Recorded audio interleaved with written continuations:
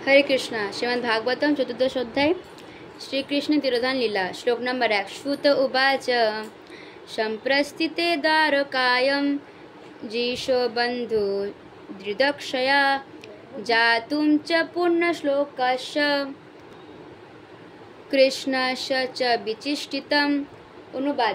শ্রী সুত গোস্বামী বললেন, শ্রীকৃষ্ণ এবং অন্যান্য বন্ধুদের দর্শন করার জন্য এবং পূর্ণ শ্লোক শ্রীকৃষ্ণ চরিত্র এবং পরবর্তী অভিপ্রায় জানবার জন্য অর্জুন দ্বারকায় গিয়েছিলেন। তাৎপর্য: শ্রীমদ্ ভগবদ্গীতায় বর্ণনা করা হয়েছে যে সাধুদের পরিত্রাণ করার জন্য এবং দুষ্কৃতিকারীদের বিনাশ করার জন্য ভগবান এই পৃথিবীতে অবতরণ করেন। সুতরাং কুরুক্ষেত্রের যুদ্ধের পর এবং যুধিষ্ঠির মহারাজকে সিংহাসনে অধিষ্ঠিত করার পর ভগবানের উদ্দেশ্য সম্পূর্ণ হয়েছিল। পাণ্ডবেরা, বিশেষ করে অর্জুন ছিলেন ভগবানের নিত্য পার্ষদ এবং তাই ভগবানের পরবর্তী অভিপ্রায় জানার জন্য অর্জুন দ্বারকায় গিয়েছিলেন। শ্লোক নাম্বার 2। ব্যতীতা কতিচিৎ মাসা তদা ন আয়ত ততর অর্জুন দদর্শ ঘোরা রূপানি নিমিত্তানি কুরু উদ্বহ। অনুবাদ। কয়েক মাস গত হলে অর্জুন ফিরে এলেন না। মহারাজ যুধিষ্ঠির তখন ভয়ঙ্কর অনিষ্টসূচক অমঙ্গল চিহ্নাদি দর্শন করতে লাগলেন। তাৎপর্য: পরম পুরুষোত্তম ভগবান অনন্ত।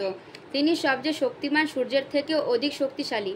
তার এক নিঃশ্বাসে অনন্ত কোটি সূর্যের সৃষ্টি হয় এবং বিনাশ হয়।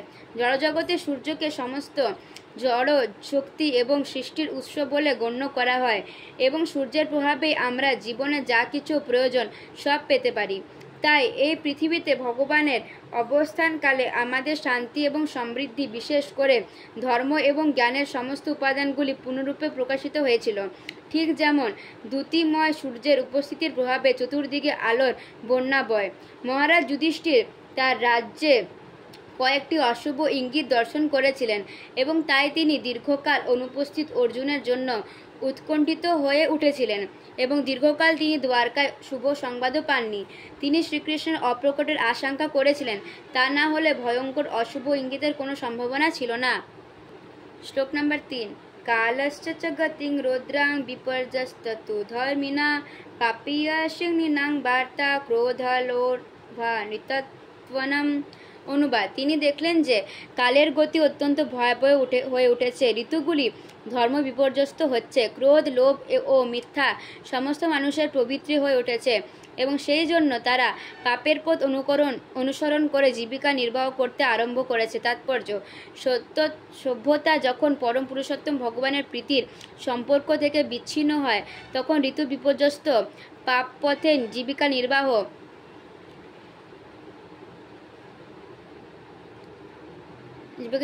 লোভ, ক্রোধ, মিথ্যাচার প্রবলভাবে প্রকট হয়ে ওঠে। ঋতুর বিপর্যস্ত বলতে এক ঋতুতে অন্য ঋতুর প্রকাশ বোঝানো হয়েছে, যেমন শরৎকালে বর্ষা অথবা এক ঋতুর ফুল এবং ফল অন্য ঋতুতে ফলতে দেখা। ভগবত চেতনাবিহীন মানুষ অবশ্যই লোভী, ক্রোধী এবং মিথ্যাচারী হয়। এই ধরনের মানুষেরা যে কোনো উপায়ে চোরা পথে বা সৎ পথে তাদের জীবিকা নির্বাহ করতে পারে। মহারাজ যুধিষ্ঠির রাজত্বকালে উপরোক্ত সমস্ত লক্ষণগুলি অনুপস্থিতি বেশ বোঝা যেত। তাই যুধিষ্ঠির মহারাজ তার রাজ্যে ভগবত চেতনাময় পরিবেশে স্বল্প পরিবর্তন অনুভব করে বিস্মিত হলেন এবং তৎক্ষণাৎ সন্দেহ পোষণ করেছিলেন যে শ্রীকৃষ্ণ অপ্রকট হয়েছেন। পাপ পথের অনুসরণে জীবিকা নির্বাহ বলতে বোঝায় বর্ণাশ্রম ধর্ম থেকে বিচ্যুতি। প্রত্যেকের নির্দিষ্ট কর্তব্যকর্ম রয়েছে, যেমন ব্রাহ্মণ, ক্ষত্রিয়, বৈশ্য, শূদ্র। কিন্তু কেউ যখন তার নির্দিষ্ট কর্তব্যকর্ম থেকে বিচ্যুত হয়ে অপরের কর্তব্যকর্মগুলিকে নিজের বলে জাহির করে তখন সে অধর্ম আচরণ বা পাপাচরণ করতে থাকে। জীবনে কোনো উচ্চতর উদ্দেশ্য না থাকলে এবং এই পৃথিবীতে স্বল্প কয়েক বৎসরের আয়ু সম্বন্ধিত জীবনটিকে যথাসর্বস্ব বলে মনে করলে মানুষ ধন সম্পদ এবং ক্ষমতা লাভের জন্য অত্যন্ত লোভী হয়ে ওঠে। অজ্ঞানতা হচ্ছে মানুষ সমাজের এই সমস্ত বিশৃঙ্খলার কারণ এবং বিশেষ করে অধঃপতনের এই যুগে এই অজ্ঞানতা দূর করার জন্য আলোক বিতরণের উদ্দেশ্যে শ্রীমদ্ ভাগবত রূপে শক্তিমান মহাদ্যুতিময় সূর্যের উদয় হয়েছে। শ্লোক নাম্বার 4। গীঘপ্রায়ং ব্যবহৃতম ষষ্ঠমিশ্রম চ সহদম পিতৃমাত্র সুহৃদ ভ্রাতা দম্পতিনাম চ কল্পনম। অনুবাদ। বন্ধুদের মধ্যে সমস্ত স্বাভাবিক আদান প্রদান এবং আচরণাদি কপটতাপূর্ণ এবং সঠতায় কলুষিত হয়ে উঠল। আর পারিবারিক ব্যাপারাদির মধ্যেও পিতামাতা পুত্র কন্যা শহীদবর্গ এমনকি ভাতৃবর্গের মধ্যে নিয়ত মতান্তর ঘটতে লাগলো। পতিপত্নীর মধ্যে সর্বদা উৎকণ্ঠা আর কলহ বিবাদ ঘটেছিল। তাৎপর্য: দুষ্কর্মের 4টি নীতি, যেমন ভুলভ্রান্তি মানে ভ্রম, প্রমত্ততা মানে প্রমাদ, অপুটতা মানে করণাপাটব এবং প্রতারণা মানে বিপ্রলিপ্সা। এগুলির দ্বারা বদ্ধজীব মাত্রই আজন্ম দোষান্বিত। এগুলি অপূর্ণতার লক্ষণ এবং এই 4টি প্রবণতার মধ্যে বিপ্রলিপ্সা বা অন্যকে প্রতারণা করার প্রবণতা সবচেয়ে প্রবল। আর বদ্ধজীব মূলত এই জড় জগতের উপর আধিপত্য করার অস্বাভাবিক বাসনা করে বলে তার মধ্যে প্রতারণা করার এই প্রবণতা থাকে। জীব যখন শুদ্ধ অবস্থায় থাকে তখন সে এই জড়জগতের নিয়মের দ্বারা প্রভাবিত হয় না, কারণ শুদ্ধ অবস্থায় সে সচেতন থাকে যে জীবসত্তা পরমেশ্বর ভগবান নিত্যসেবক এবং তাই পরমেশ্বর ভগবানের প্রকৃতির ওপর আধিপত্য করার ভ্রান্ত চেষ্টা করার পরিবর্তে তার অনুগত হয়ে থাকায় জীবের পক্ষে সর্বদা মঙ্গলজনক। বদ্ধ অবস্থায় জীব সব কিছুর ওপর কার্যত প্রভুত্ব করেও সন্তুষ্ট হতে পারে না। অবশ্য কোনো অবস্থাতে সে প্রভু হতে পারে না এবং তাই সে তার সবচেয়ে নিকট আত্মীয়ের প্রতারণা করে বা তাদের দ্বারা প্রতারিত হয়। এই ধরনের অপ্রীতিকর অবস্থায় পিতা পুত্র অথবা পতি পত্নীর মধ্যে কোনো সামঞ্জস্য বা ঐকমত্য থাকতে পারে না। কিন্তু একটি উপায়ে এই সমস্ত সমস্যার সমাধান করা যায়, তা হচ্ছে ভক্তিযোগের ভগবানের প্রেমময়ী সেবা। ভগবত ভক্তির দ্বারা পাল্টা প্রতিরোধের মাধ্যমে কেবল কপটতা, ছলনা এবং প্রবঞ্চনার জগতের প্রতিহত করা যায়, অন্য আর কোনো উপায়ে তা সম্ভব নয়।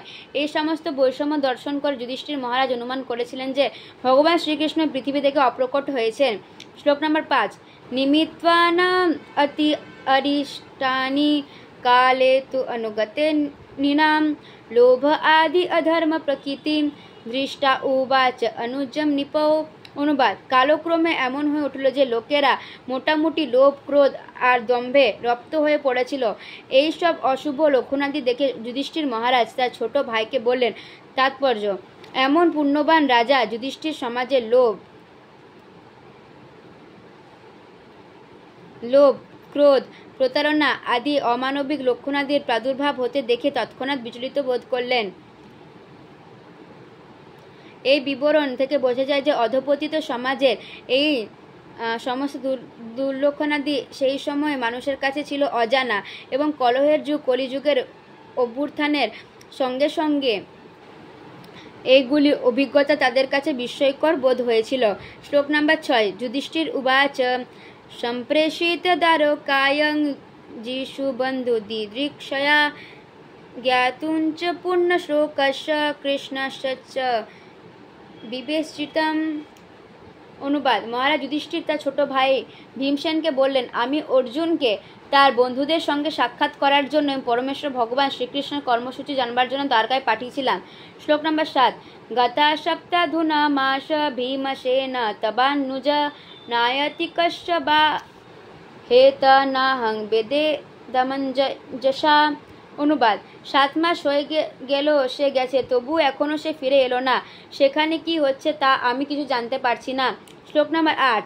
अपि देव ऋषिना आदिष्ट सकाल अयम उपस्थित यदा आत्मन अंगम आकीर्णम भगवान उत्सिषखति। অনুবাদ: দেবর্ষি নারদ যে বলেছিলেন পরমেশ্বর ভগবান শ্রীকৃষ্ণ তার জড়জাগতিক লীলা সংবরণ করবেন, সেই সময় কি এখন উপস্থিত হয়েছে?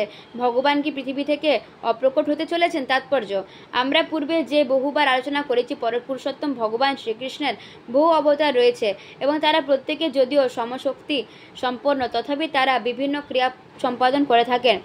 ভগবদ্গীতাতে ভগবানের বিভিন্ন বিবৃতি রয়েছে এবং সেই বিবৃতিগুলি প্রত্যেকটি তার বিভিন্ন অংশের বর্ণনার জন্য রচিত। যেমন ভগবদ্গীতায় পরমেশ্বর শ্রীকৃষ্ণ বলেছেন, যখন ধর্মের গ্লানি হয় এবং অধর্মের অভ্যুত্থান হয়, হে ভারত, আমি তখন অবতরণ করি। ভগবদ্গীতাতে 4 নম্বর অধ্যায় 7 নম্বর শ্লোক, 4 নম্বর অধ্যায় 8 নম্বর শ্লোকে তিনি বলেছেন, সাধুদের পরিত্রাণের জন্য, দুষ্কৃতিকারীদের বিনাশ করার জন্য এবং ধর্মের প্রতিষ্ঠা করার জন্য আমি যুগে যুগে অবতীর্ণ হই। 3 নম্বর অধ্যায় 24 নম্বর শ্লোকে বলেছেন, আমি যদি কর্মের বিরতি হই তাহলে সমগ্র মানব সমাজে বিপদগামী হবে।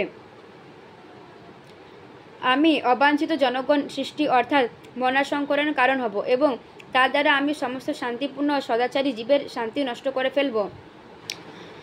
3 নম্বর অধ্যায় 21 নম্বর শ্লোকে বলেছেন, কোনো মহাপুরুষ যা কিছু আচরণ করেন সাধারণ লোকেরা তাই অনুকরণ করেন, আর আদর্শ কর্মের মাধ্যমে তিনি যে আচরণ মান উপস্থাপন করবেন সারা জগৎ তাই মেনে চলবে। ভগবানের এই সমস্ত উক্তি তার বিভিন্ন অবতারের প্রসঙ্গে প্রযোজ্য, যথা শঙ্কর্ষণ, বাসুদেব, প্রদ্যুম্ন, অনিরুদ্ধ এবং নারায়ণ। এরা সকলেই হচ্ছেন স্বয়ং ভগবানের চিন্ময় প্রকাশ, এবং তা সত্ত্বেও স্বয়ং ভগবান শ্রীকৃষ্ণ বিভিন্ন স্তরে তার বিভিন্ন ভক্তের সঙ্গে দিব্য প্রেম বিনিময় লীলাবিলাস করেন, আর তা সত্ত্বেও তিনি ব্রহ্মার একদিনে অথবা 864 কোটি সৌরবৎসরে একবার প্রতি ব্রহ্মাণ্ডে আবির্ভূত হন এবং প্রতিটি ব্রহ্মাণ্ডে তার অপ্রাকৃত লীলা ধারাবাহিকভাবে প্রদর্শন করেন। কিন্তু সে ধারাবাহিক লীলা প্রদর্শনে শ্রীকৃষ্ণ, বাসুদেব ইত্যাদি কার্যাবলী সাধারণ মানুষের কাছে জটিল সমস্যা বলে প্রতিভাত হয়। ভগবানের স্বীয় সত্তা এবং তার অপ্রাকৃত দেহের মধ্যে কোনো পার্থক্য নেই। তার বিভিন্ন প্রকাশ বিভিন্ন কার্যকলাপের সম্পাদন করেন, কিন্তু ভগবান যখন শ্রীকৃষ্ণ রূপে স্বয়ং অবতরণ করেন তখন তার অন্যান্য অবতারেরা তারা অচিন্ত শক্তির যোগমায়ার প্রভাবে তার সঙ্গে যুক্ত হন, এবং তাই বৃন্দাবনের শ্রীকৃষ্ণ মথুরা অথবা দ্বারকায় শ্রীকৃষ্ণ থেকে ভিন্ন। ভগবানের বিরাট রূপ এবং তার অচিন্ত শক্তির প্রভাবে তার থেকে ভিন্ন। ভগবানের বিরাট রূপ ও তার অচিন্ত শক্তির প্রভাবে তার থেকেও ভিন্ন। কুরুক্ষেত্রের রণাঙ্গনে তিনি যে বিরাট রূপ প্রদর্শন করেছিলেন সেটি তার রূপের জড় ধারণা। তাই বুঝতে হবে, যখন ব্যাধের স্বরাঘাতে শ্রীকৃষ্ণের আপাত দৃষ্টিতে মৃত্যু হলো, তখন এই জড়জগতে তার তথাকথিত জড় দেহটি ত্যাগ করলেন মাত্র। ভগবান হলেন কৈবল্য, এবং তার কাছে জড় এবং চিন্ময়ের কোনো পার্থক্য নেই, কারণ প্রতিটি জিনিসই তার থেকে সৃষ্টি হয়েছে। তাই তার এক ধরনের দেহ ত্যাগ কিংবা অন্য আর একটি শরীর গ্রহণের বিষয়টি থেকে বোঝায় না যে তিনি কোনো সাধারণ জীবসত্তার মতোই। তার ওই সমস্ত কার্যকলাপই তার অচিন্ত শক্তির প্রভাবে একাধারে ভেদ এবং অভেদের ভাব সমন্বিত। দৃষ্টির মহারাজ যখন তার তিরোভাবের সম্ভাবনা বিবেচনা করে অনুতাপ করেছিলেন, সেটি ছিল অতি প্রিয় বন্ধুর বিচ্ছেদের অনুশোচনার একটি প্রচলিত তৃতি মাত্র। কিন্তু বাস্তবিকই ভগবান কখনো তার চিন্ময় দেহ ত্যাগ করেন না, কিন্তু অল্পবুদ্ধি সম্পন্ন মানুষেরা তা জানে না। বরং ভগবান স্বয়ং এই ধরনের মূঢ়দের ভগবদ্গীতায় তিরস্কার করেছেন। ভগবান তথাকথিত দেহত্যাগের অর্থ হচ্ছে যে তিনি কোনো বিশেষ অপ্রাকৃত ধামে তার লীলা সংবরণ করলেন, ঠিক যেভাবে তিনি এই জড়জগতের তার বিরাট রূপটি পরিত্যাগ করেছিলেন। শ্লোক নম্বর 9। যস্মান সম্পদো রাজং দার প্রাণ কুল প্রজা আসন সম্পত্ন বিজয় লোকাশ্চ যদনুগ্রহাৎ। অনুবাদ: তার কাছ থেকে আমাদের যাবতীয় রাজকীয় ঐশ্বর্য, সমৃদ্ধি, সম্পদ, রাজ্যপাট, গুণবতী স্ত্রী, জীবকুল, বংশানুক্রম, প্রজাপালন, শত্রুজয় এবং উচ্চতর গ্রহলোকাদির মধ্যে ভবিষ্যৎ সংস্থান লাভের সম্ভাবনা সবকিছু অর্জন করেছি। এই সবই আমাদের প্রতি তার অহৈতুক কৃপার ফলে হয়েছে। শ্লোক তাৎপর্য: জড়জাগতিক সমৃদ্ধির মধ্যে থাকে ভালো স্ত্রী, ভালো গৃহপরিবার, যথেষ্ট ভূসম্পত্তি, সুসন্তানাদি, সম্ভ্রান্ত পরিবারে আত্মীয় পরিজন, প্রতিদ্বন্দ্বী বিজয় এবং পুণ্যকর্মের মাধ্যমে উচ্চতর গ্রহলোক স্বর্গ সুখ ভোগের আরও সুযোগ লাভ। কেবলমাত্র কঠোর পরিশ্রম এবং অসৎ উপায়ের দ্বারা এই সমস্ত সুখ সুবিধাগুলি অর্জন করা যায় না। এই সব লাভ হয় কেবল পরমেশ্বর ভগবানের অনুগ্রহের ফলে। মানুষ আপন প্রচেষ্টার ফলে যে সমৃদ্ধি লাভ হয় তাও নির্ভর করে ভগবানের অনুগ্রহের ওপর। ভগবানের আশীর্বাদের সঙ্গে নিজের প্রচেষ্টাও অবশ্য প্রয়োজন, কিন্তু ভগবানের কৃপা ছাড়া কেবলমাত্র নিজের প্রচেষ্টা দ্বারা কখনো কেউ সফল হতে পারে না। কলিযুগের আধুনিকতা সম্পন্ন মানুষ নিজের চেষ্টাতে বিশ্বাস রাখে এবং পরমেশ্বর ভগবানের অনুগ্রহ আগ্রহ করে। এমনকি ভারতবর্ষের একজন প্রখ্যাত সন্ন্যাসী শিকাগোর একটি ধর্মসভায় পরমেশ্বর ভগবানের করুণার প্রতিবাদ করে ভাষণ দিয়েছিলেন। কিন্তু বৈদিক শাস্ত্রাদিতে, বিশেষ করে শ্রীমদ্ ভাগবতের পৃষ্ঠায় পৃষ্ঠায় আমরা দেখতে পাই যে চরমের সমস্ত প্রচেষ্টার সাফল্যের চাবিকাঠি থাকে পরমেশ্বর ভগবানের হাতে। মহারাজ যুধিষ্ঠির এই সত্য তার নিজের সাফল্যের ক্ষেত্রে স্বীকার করেছেন, এবং তাই তার মতো মহান রাজা এবং ভগবদ্ভক্তের পদাঙ্ক অনুসরণ করার মাধ্যমে জীবনে পরিপূর্ণ সাফল্য লাভ করা সম্ভব।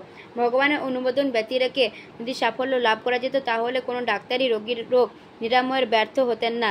সবচেয়ে সুদক্ষ চিকিৎসকেরা কেন তাহলে সবচেয়ে উন্নত চিকিৎসা ব্যবস্থা দ্বারা রোগীদের মৃত্যুর হাত থেকে রক্ষা করতে পারছেন না।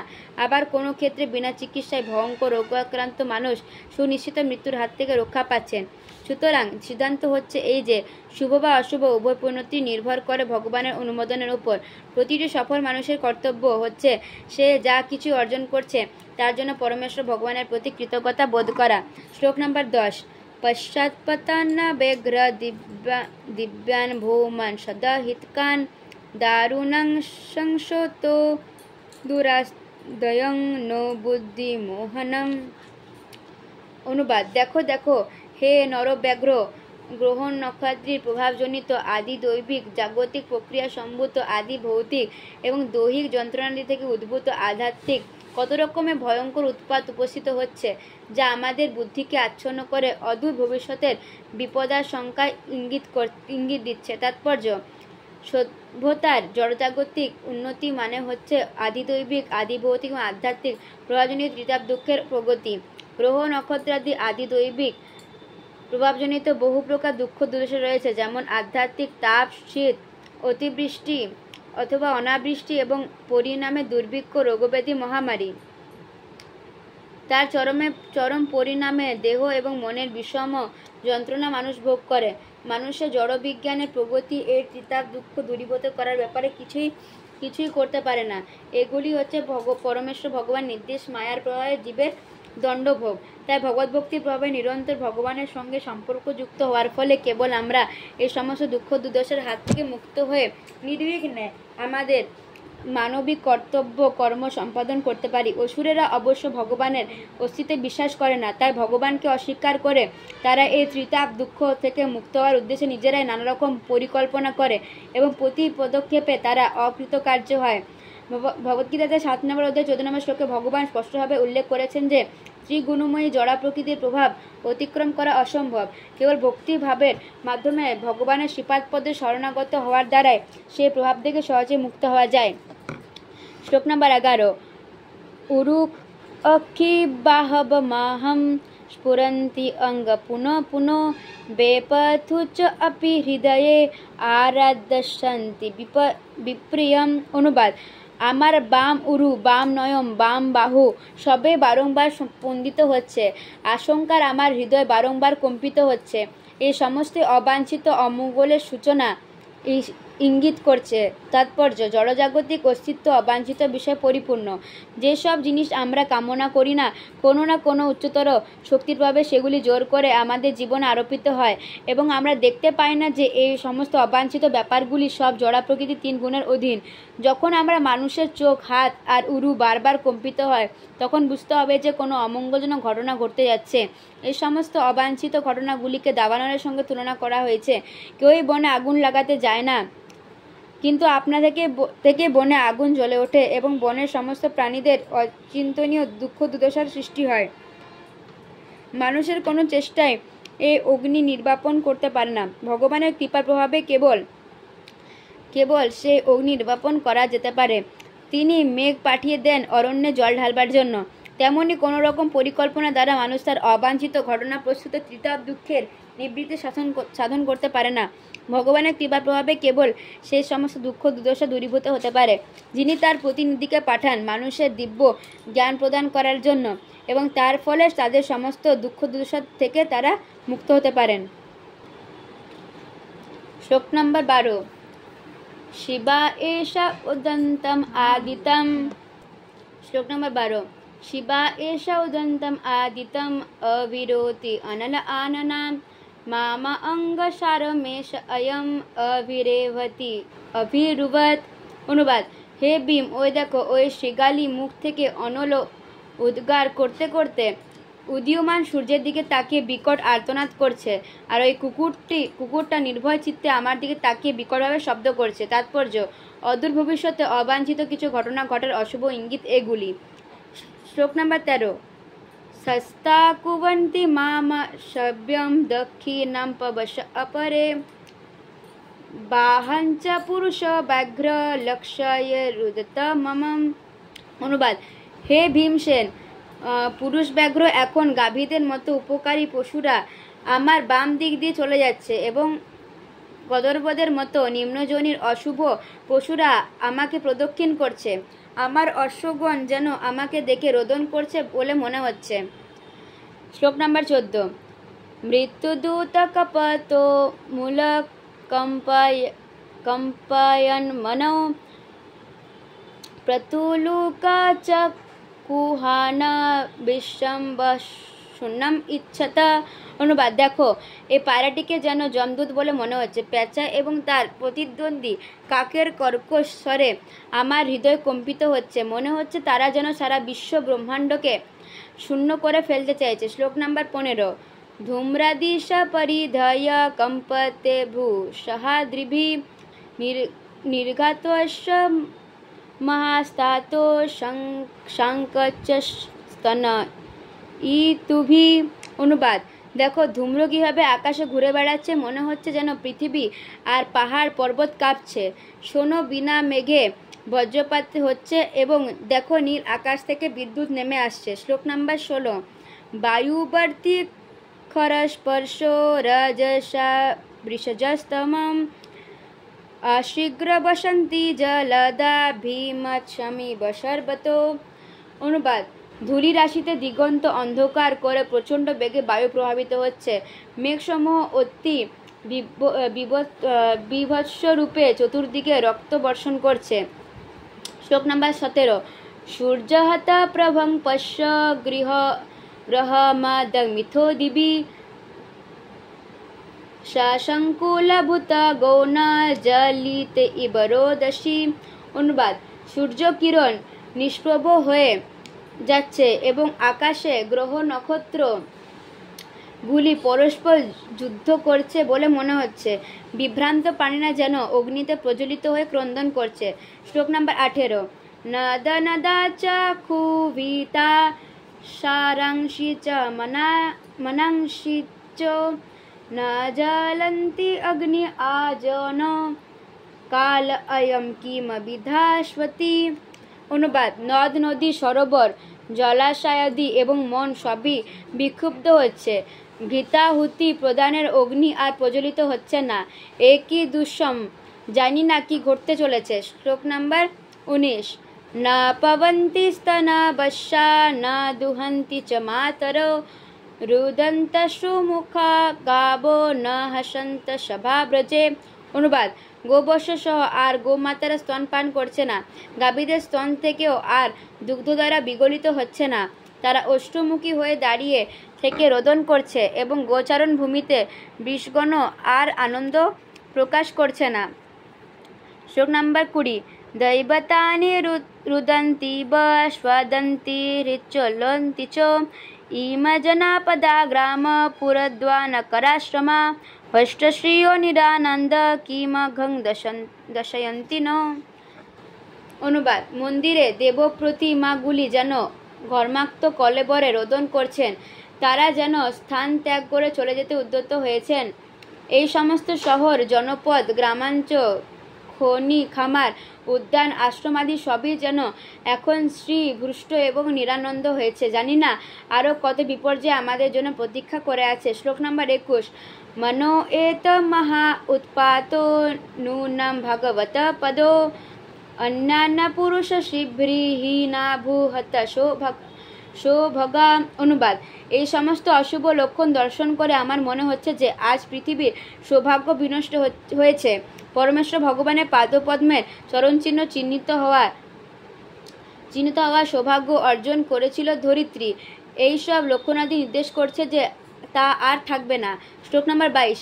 ইতি চিন্তয়তো তস্য দৃষ্টা অরিষ্টেন চেতসা রাজপত্যাগমৎ ব্রাহ্মণ যদু পূজা কপিধ্বজ। অনুবাদ, হে ব্রাহ্মণ শৌনক, পৃথিবীতে সেই সময়ে এই সমস্ত অশুভ লক্ষণ দর্শন করে মহারাজ যুধিষ্ঠির যখন অত্যন্ত দুশ্চিন্তাগ্রস্ত হয়েছিলেন তখন অর্জুন দ্বারকাপুরী থেকে ফিরে এলেন। শ্লোক নাম্বার 23। तमपदयो निपतितम् अजथा पूर्वम् अतुरम् अधवदनम अपबिन्दुन সৃজন্তম নয়াঞ্জয়। অনুবাদ: অর্জুন যখন তার চরণতলে নিপতিত হলেন তখন মহারাজ যুধিষ্ঠির লক্ষ্য করলেন যে তার কাতর ভাব যেন অভূতপূর্ব। তার মুখ ছিল অবনত এবং ও নয়ন কমল থেকে বিন্দু বিন্দু অশ্রু নেমে আসছিল। শ্লোক নম্বর 24। বিলোক উদ্নিগো হৃদয় বিচ্ছায়ম অনুজম নিপো পিচ্ছন্তি সংসুহৃদ মধ্যে সংস্মরণ নারদ ইরিতমম। অনুবাদ: অর্জুনকে ভাবে হৃদয়স্পর্শী উদ্বেগ উৎকণ্ঠায় কান্তিহীন অবস্থায় দেখে মহারাজ যুধিষ্ঠির নারদ মুনির ইঙ্গিত স্মরণ করে সুহৃদ বর্গের সমক্ষে অর্জুনকে জিজ্ঞাসা করলেন। শ্লোক নম্বর 25। যুধিষ্ঠির উবাচ কচিৎ আর্ণতপুরজাম ন স্বজন সুখম আশতে মধুভোজ দশাহ আহ স্বাতত অন্ধকবৃজয়।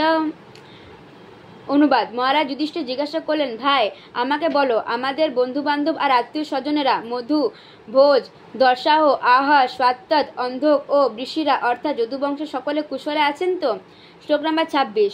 সুরমাতামহ কশ্চিৎ স্বস্তি আস্তে বা অথ মারিশ মাতুলস অনুজ কশ্চিৎ কুশলী আনক দুন্দুবি। অনুবাদ: আমার শ্রাদ্ধেয় মাতামহ সুরসেন মঙ্গলে আছেন তো? আর আমার মাতুল বসুদেব আর তার কনিষ্ঠ ভ্রাতারা কুশলে আছেন তো? শ্লোক নম্বর 27। সপ্তশার তৎপ্রত্নো মাতুলান সহ আত্মজা আশতে শ্বাসুরা ক্ষেমম দেবকী প্রমুখাশয়ম। অনুবাদ: দেবকী প্রমুখ বাসুদেব 7 পত্নী পরস্পরের প্রতি ভগ্নীভাবাপন্ন। তারা সকলে তাদের পুত্র এবং পুত্রবধূগণ সুখে আছে তো? পুত্রবধূগণ সহ সুখে আছেন তো? শ্লোক নম্বর 28।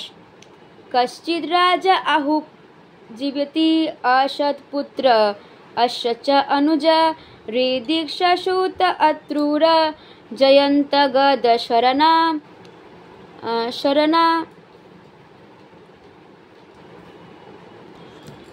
হৃদিক্ষসূত অক্রূর জয়ন্ত গদ শরণা। শ্লোক নম্বর 29। आशते कुशलं कश्चित् जे च शत्रुजित् आदय कश्चित् आस्ते सुखम राम भगवान स्वततम प्रभु। অনুবাদ: যার পুত্র অত্যন্ত দুরাচারী সে উগ্রসেন রাজা এবং তার কনিষ্ঠ সহোদর দেবক এখন জীবিত আছেন তো? উগ্রসেন সুখে আছেন তো? ঋদ্ধিক এবং তার পুত্র কৃতবর্মা অক্রূর জয়ন্ত গদ সারণ শত্রুজিৎ এরা সকলে ভালো আছেন তো? ভক্তদের প্রভু বলরাম কুশলে আছেন তো?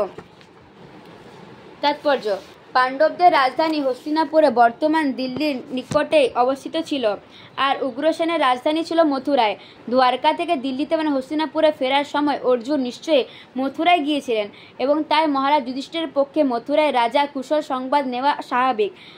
তার আত্মীয় স্বজনের নামের মধ্যে শ্রীকৃষ্ণের জ্যেষ্ঠ ভ্রাতা রাম অথবা বলরামের নামের সঙ্গে ভগবান শব্দটি ব্যবহার করা হয়েছে, কারণ শ্রী বলরাম হচ্ছেন বিষ্ণুদত্ত শ্রীকৃষ্ণের প্রকাশ বিগ্রহ। পরমেশ্বর ভগবান এক এবং অদ্বিতীয় হলেও তিনি বহুরূপে জীবসত্তার মাঝে নিজেকে বিস্তার করেন। তার মধ্যে বিষ্ণুদত্তগণ তারই বিস্তার এবং তার সকলে গুণগতভাবে এবং আয়তনগতভাবে পরমেশ্বর ভগবানের সমান, কিন্তু তার জীবশক্তির বিস্তার সাধারণ জীবেরা কখনোই তার সমকক্ষ নন। যারা মনে করেন যে জীবশক্তি এবং বিষ্ণুদত্ত সমপর্যায়ভুক্ত তাদের পাষণ্ডী বলে বিবেচনা করা হয়। শ্রীরাম বা বলরাম হচ্ছেন ভক্তদের প্রভু। শ্রী বলরাম সমস্ত ভক্তদের পারমার্থিক দীক্ষাগুরু এবং তারই অহৈতুক কৃপার ফলে অধপতিত জীবেরা উদ্ধার লাভ করেন। শ্রী চৈতন্য মহাপ্রভু লীলায় শ্রী বলরাম নিত্যানন্দ প্রভু রূপে আবির্ভূত হয়েছিলেন এবং নিত্যানন্দ প্রভু অত্যন্ত অধপতিত জগায় মাধাইকে উদ্ধার করে তার অহৈতুক কৃপা প্রদর্শন করেছিলেন।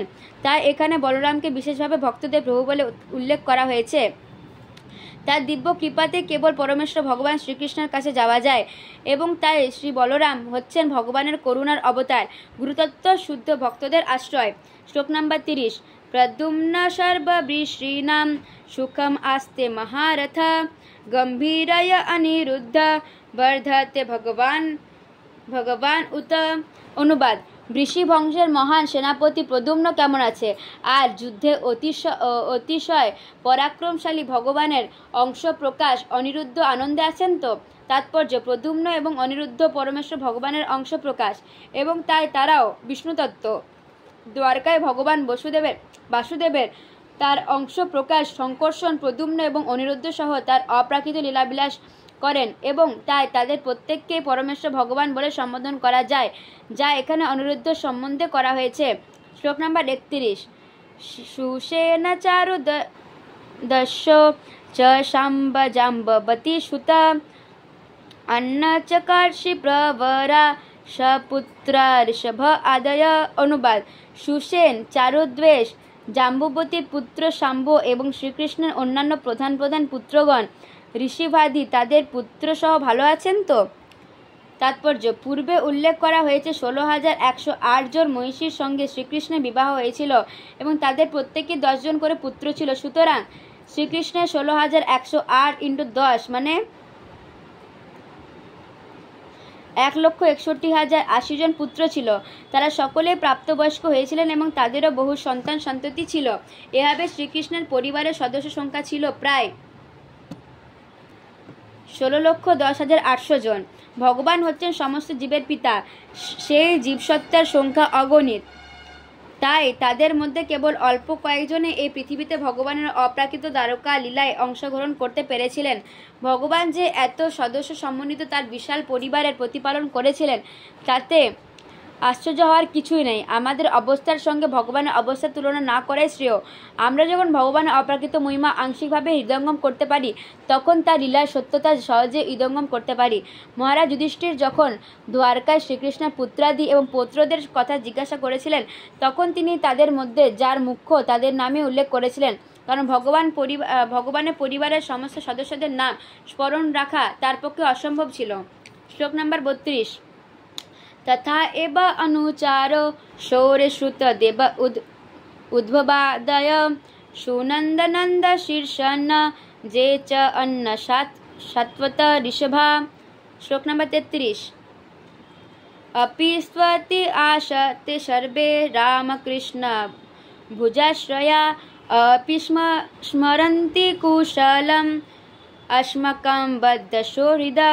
অনুবাদ: সুতদেব, উদ্ধব প্রভৃতি শ্রীকৃষ্ণের অনুচরগণ এবং শ্রী বলরাম ও শ্রীকৃষ্ণের বাহুবলে সুরক্ষিত সুনন্দ, নন্দ প্রভৃতি আমাদের অন্যান্য পরম সুহৃদ সাত্ত্বত শ্রেষ্ঠগণ কুশলে আছেন তো? তারা আমাদের কুশল চিন্তা করেন তো? তাৎপর্য: উদ্ধবাদী শ্রীকৃষ্ণের নিত্য পার্শ্বদেরা সকলেই মুক্ত জীব, এবং শ্রীকৃষ্ণ যখন এই জড়জগতে অবতরণ করেন তখন তারাও তার সেই ব্রত সাধনে সাহায্য করার জন্য তার সঙ্গে অবতরণ করেন।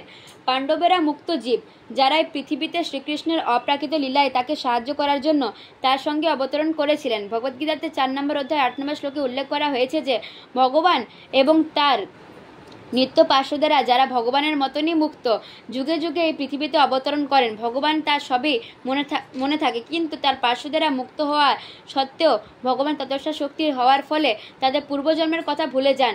সেটাই বিষ্ণুতত্ত্ব এবং জীবতত্ত্বের পার্থক্য। জীবতত্ত্ব হচ্ছে ভগবানের শক্তির অতি ক্ষুদ্র কণা, এবং তাই সর্বাবস্থাতে তাদের ভগবান কর্তৃক সংরক্ষিত হওয়ার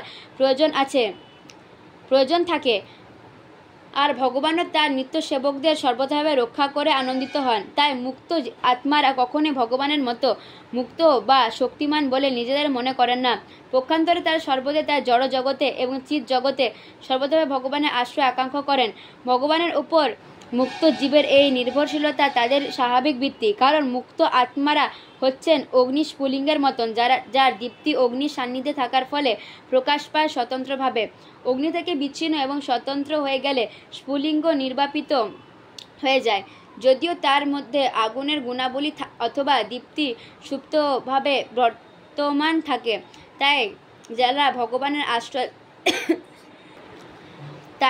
ভগবানের আশ্রয় ত্যাগ করে তথাকথিত প্রভু হওয়ার চেষ্টা করেন, তারা দীর্ঘকালব্যাপী কঠোর তপস্যা করা সত্ত্বেও পারমার্থিক অজ্ঞতার ফলে পুনরায় এই জড়জগতে অধঃপতিত হয়। সেটি সমস্ত বৈদিক শাস্ত্রের সিদ্ধান্ত। শ্লোক নম্বর 34। ভগবানপি গোবিন্দ ব্রাহ্মণ ভক্তবৎসল কশ্চিৎ পুরে সুধমায়ং শোকমাস্য সুহৃদ্যুতৌ। অনুবাদ সে ব্রাহ্মণদের হিতকারী ভক্তবৎসল গোবিন্দ পরম পুরুষোত্তম ভগবান শ্রীকৃষ্ণ দ্বারকাপুরীতে সুধর্মা নামক সভায় সুহৃদবর্গ পরিবেশিত হয়ে সুখে আছেন তো। তাৎপর্য: এই বিশেষ শ্লোকটিতে শ্রীকৃষ্ণ ভগবান গোবিন্দ ব্রাহ্মণ্য ভক্তবৎসল বলে বর্ণনা করা হয়েছে। তিনি হচ্ছেন ভগবান স্বয়ং, অর্থাৎ সর্বৈশ্বর্যপূর্ণ স্বয়ং পরম পুরুষোত্তম ভগবান। তার মধ্যে সমগ্র ঐশ্বর্য, সমগ্র বীর্য, জ্ঞান, সমগ্র সৌন্দর্য, সমগ্র যশ, সমগ্র বৈরাগ্য পুরোরূপে বিরাজমান। কেউই তার সমান বা তার থেকে অধিক ক্ষমতা সম্পন্ন নন। তিনি গোবিন্দ, কারণ তিনি গাভী এবং ইন্দ্রিয়সমূহের আনন্দে বিধান করেন। ভক্তির প্রভাবে যাদের ইন্দ্রিয় পরিশুদ্ধ হয়েছে তারা যথাযথভাবে ভগবানের সেবা করতে পারেন এবং তার ফলে তাদের পরিশুদ্ধ ইন্দ্রিয়ের মাধ্যমে অপ্রাকৃত আনন্দ আস্বাদন করতে পারেন। জড়জগতের বন্ধনে আবদ্ধ কলুষিত জীবেরা কখনই তাদের ইন্দ্রিয়ের মাধ্যমে আনন্দ আস্বাদন করতে পারেন না, কিন্তু ইন্দ্রিয় সুখ ভোগের ভ্রান্ত বাসনায় তারা তাদের ইন্দ্রিয় দাসত্ব বরণ করে। তাই আমাদের নিজেদের স্বার্থে ভগবানের আশ্রয় অবলম্বন করা প্রয়োজন। ভগবান গাভী এবং ব্রাহ্মণ্য সংস্কৃতির সংরক্ষক। যে সমাজে গোরক্ষা করা হয় না এবং ব্রাহ্মণ্য সংস্কৃতি অনুশীলন হয় না, সেই সমাজ প্রত্যক্ষভাবে ভগবানের সুরক্ষা ভোগ করতে পারে না। ঠিক যেমন কারাগারের কয়েদিরা প্রত্যক্ষভাবে রাজার সুরক্ষা লাভ করে না, পক্ষান্তরে রাজার সুকঠোর প্রতিনিধি দ্বারা শাসিত হয়। মানব সমাজের অন্তত এক শ্রেণীর সদস্যরা যদি গোরক্ষা না করে, ব্রাহ্মণ্য সংস্কৃতির অনুসরণ না করে, তাহলে সেই সমাজে কোনো রকম সমৃদ্ধি লাভ হতে পারে না। ব্রাহ্মণ্য সংস্কৃতির ফলে সত্য, সম, দম, তিতিক্ষা, সরলতা, জ্ঞান, বিজ্ঞান এবং বৈদিক জ্ঞানের প্রতি দৃঢ় শ্রদ্ধা ইত্যাদি সদ্গুণগুলির বিকাশ হয় এবং তার ফলে যথাযথ ব্রাহ্মণে পরিণত হয়ে তত্ত্বত ভগবানকে জানা যায়। তারপর ব্রাহ্মণের শুদ্ধতার স্তর অতিক্রম করে ভগবত ভক্তি পরিণত হতে হয়, যাতে অপ্রাকৃতভাবে ঈশ্বররূপে, প্রভুরূপে, সখারূপে, পুত্ররূপে, প্রেমিকরূপে ভগবানের প্রেম লাভ করা যায়। ব্রাহ্মণোচিত গুণাবলী বিকাশ না হলে ভগবানের অপ্রাকৃত প্রেম লাভ করা যায় না। ব্রাহ্মণোচিত গুণাবলী যার মধ্যে বিকশিত হয়েছে, ভগবান তারই প্রতি আকৃষ্ট হন। জাতাভিমানী ব্রাহ্মণের প্রতি ভগবান কখনোই অনুরক্ত নন। ব্রাহ্মণোচিত গুণাবলী যাদের মধ্যে প্রকাশিত হয়নি, তারা ভগবানের সঙ্গে সম্পর্কযুক্ত হতে পারেন না। ঠিক যেমন যদি কাঠ না থাকে তাহলে মাটিতে আগুন জ্বালানো যায় না। যদিও কাঠের সঙ্গে মাটির সম্পর্ক রয়েছে, ভগবান যেহেতু সর্বতভাবে পূর্ণ, তাই তার অমঙ্গলের কোনো প্রশ্নই ওঠে না। সেই জন্য মহারাজ যুধিষ্ঠির সে প্রশ্ন করেননি। তিনি কেবল তার বাসস্থান দ্বারকাপুরীর সম্বন্ধে প্রশ্ন করেছিলেন, যেখানে পুণ্যবান মানুষেরা সমবেত হয়েছিলেন। ভগবান সেখানে থাকেন যেখানে পুণ্যবান মানুষের সমবেত হন এবং ভগবানের মহিমা কীর্তন এবং সেই সমস্ত পুণ্যবান মানুষের সান্নিধ্যে ভগবান আনন্দ লাভ করেন। দ্বারকাপুরীতে পুণ্য কর্মরত সেই সমস্ত পুণ্যবান মানুষের সম্বন্ধে জানতে যুধিষ্ঠির মহারাজ উৎসুক ছিলেন। হরে কৃষ্ণ।